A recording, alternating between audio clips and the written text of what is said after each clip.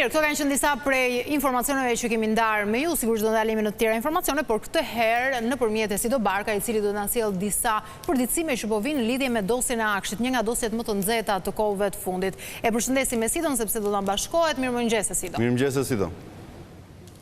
Mirëmëngjes Brikena dhe Flori. Në fakt dosja e Akshit është konsideruar si një nga dosjet më të rëndësishme të paktën të hetuara gjatë kohëve të fundit nga prokuroria e posaçme, ku kanë nxjerrë në pa skema të dyshuara, të manipuluara dhe korruptive për tendera publike të cilat kapin vlera e disa milion euro. Megjithatë, ditën e djeshme avokati i njërit prej personave më kryesor në këtë dosje, pra Ergyll Sagasi, i cili është në kërkim nga autoritetet, i cili dyshohet se ndodhet jashtë shtetit, Max Haxhia le të themi hodhi poshtë akuzat e prokurorisë të posaçme, duke i quajtur akuzat të stisura politikisht dhe të pa baza sa i takon mbledhjes së provave. Sipas tij, klienti i tij Ergyll Sagasi nuk ka mbajtur poste le të themi drejtuese në institucionet e vendit, por ka qenë një biznesmen i cili patjetër që ka pas kontakte ku ka ka patur kontakte në zyrat shtetërore për shkak të aftësive të tij, si dhe me biznesmen të tjerë. Nga ana tjetër ai ka thënë që klienti i tij pra Ergyll Sagasi ndodhet jashtë shtetit dhe pritet të kthehet ku do të ballafaqohet me akuzat e ngritura nga prokuroria e posaçme.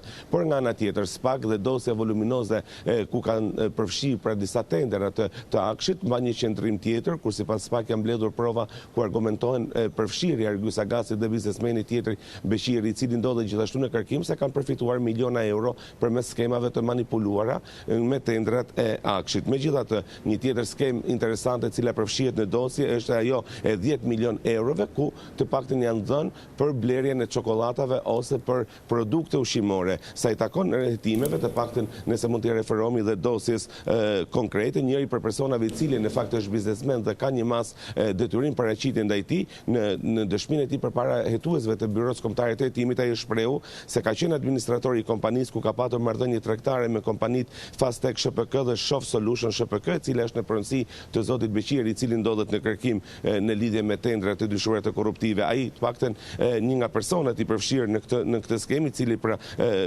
ndodhet me mas detyrim paraqitje, ka thënë se nuk e mban mend pse i ka fituar këto tendera me 10 milion euro pra për blerjen e çokoladave ose të produkteve të tjera. Ai ka pohuar se nuk ka kompani e cila lidhet pra me teknologjinë ose me kompani të tjera të cilët ofrojnë shërbime në interes të Akshit, por vetëm në produktet ushqimore dhe ato të veshjeve. Megjithatë, ai ka thënë se nuk ka asnjë kontratë, le të themi, për bashkëpunimin që ka patur me kompanitë e Beshirit, i cili ndodhet në kërkim për të justifikuar 10 milion euro, por ka thënë që kanë qenë kontrakta për blerjen e disa ushqimeve, konkretisht të çokoladave. Ngelet për të parë se si do jetë dokumentimi i prokurorisë së posaçme në lidhje me këtë prova, sa i takon tenderave që kapin vlera disa milion euro, të cilat dyshohet si të korruptuara përmes Akshit dhe biznesmeneve të tjerë.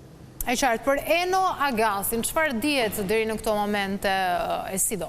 A ka ndonjë informacion, duke qenë se ai në mos gaboj është ende në kërkim apo jo?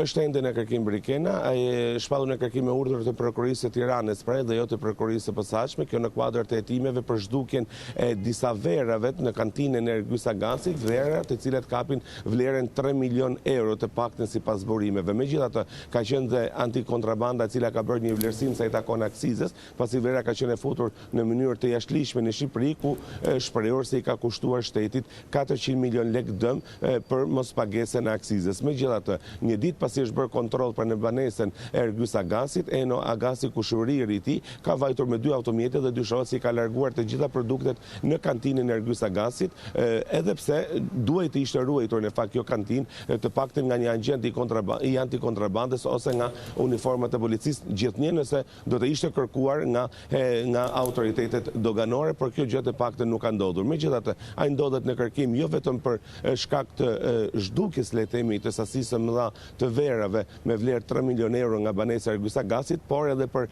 le të themi shkputjen dhe zhdukjen e serverave të kamerave sigurisë në banesën dhe në vilën luksoze të Ergyll Sagasit.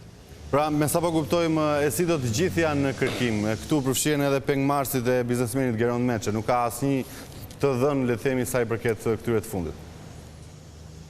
Jo, nuk ka asnjë dhënë të paktën deri në këto momente zyrtarisht, personat e cilët konsiderohen kyç në këtë dosje janë ende në kërkim nga policia. E qartë. Esido, faleminderit për informacionet e përcjella në lidhje me këtë dosje.